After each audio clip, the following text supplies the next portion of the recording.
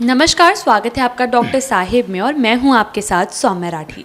Doctor Sahib के episode में आज हम ये जानने की कोशिश करने वाले हैं कि अगर किसी व्यक्ति के एक दांत में सड़न है और अगर वो उसे नज़रअंदाज कर रहा है तो क्या ये सड़न दूसरे दांतों में भी पहुंच सकती है। और इस बारे में जानकारी देने के लिए आज हमारे साथ मौजूद हैं डॉक्टर संजय कुमार संथालिया, जो कि बिहार के सबसे जाने माने दांतों के डॉक्टर्स में से एक हैं। सबसे पहले डॉक्टर साहब नमस्कार, बहुत बहुत स्वागत है आपका। नमस्कार सौम्या। डॉक्टर साहब, कई बार ऐसा होता है कि लोग अपने दांतों की सड़न को नज़रअंदाज कर देते हैं। उन्हें लगता है कि सड़न है, दांत आखिरकार जाकर निकलवा लेंगे, कोई दिक्कत नहीं है। लेकिन क्या एक दांत की सड़न को अगर ऐसे ही छोड़ दिया जाए तो दूसरे दांत में भी सड़न का खतरा बढ़ जाता है? बिल्कुल, यदि एक दांत में सड़न को छोड़ दिया जाए, किसी वजह से पेशेंट नेग्लिजेंट हो जाए, उस पर ध्यान नहीं दे, तो धीरे धीरे वो दूसरे दांत तीसरे दांत में वो सड़न की समस्या बन सकती है। जी, तो डॉक्टर साहब ये एक दांत से दूसरे दांत में सड़न ये कैसे होता है? जब किसी दांत में सड़न होती है, सड़न होने के बहुत से दांतों में सड़न होने के कारण बहुत से हो सकते हैं। कोई पेशेंट बहुत मीठा का इंटेक करता है, उसके बाद प्रॉपर ब्रश नहीं करता है, कुल्ली नहीं करता है, तो उसमें बैक्टीरियल ग्रोथ होता है, उसके वजह से वो सड़न हो सकती है।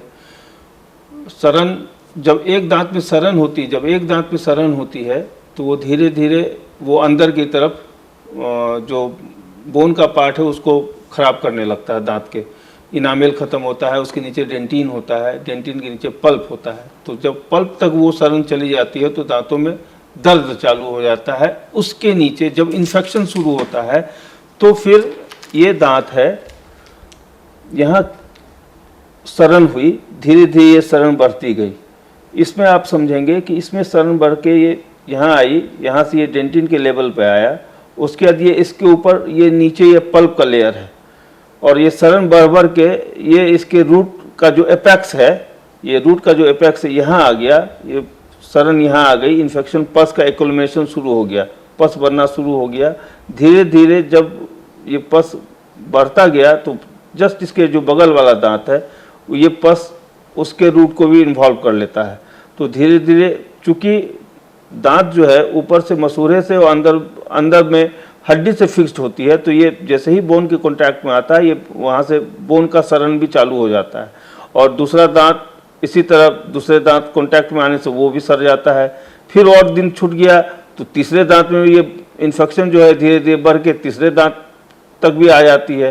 तो इसका बेस्ट उपाय है कि यदि सड़न हो, आपको लगे कि खाना फंस रहा है या दांतों में दर्द है, तो तुरंत आप डेंटल सर्जन से दिखाएं और जो वो सलाह दें उसको तुरंत, डेंटल सर्जन जो भी सलाह दें उसको तुरंत उस उपचार को करवाना चाहिए। जी डॉक्टर साहब, अभी आपने बताया कि अगर सड़न को छोड़ दिया जाए तो वो धीरे धीरे हड्डी तक पहुंचकर हड्डी को भी सड़ाने लगती है।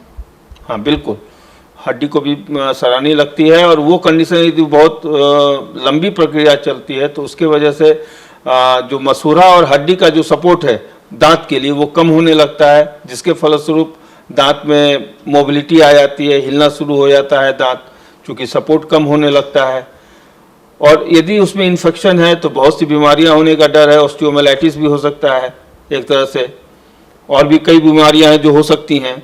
और जो सपोर्ट है, खाने में पेशेंट को दिक्कत होने लगेगा, दांत जब हिलेगा तो प्रेशर नहीं पड़ेगा, पेशेंट को दर्द महसूस होगा खाते समय, यदि कोई भी कड़ा चीज़ वो चबाएगा पेशेंट तो उसको दर्द महसूस होगा।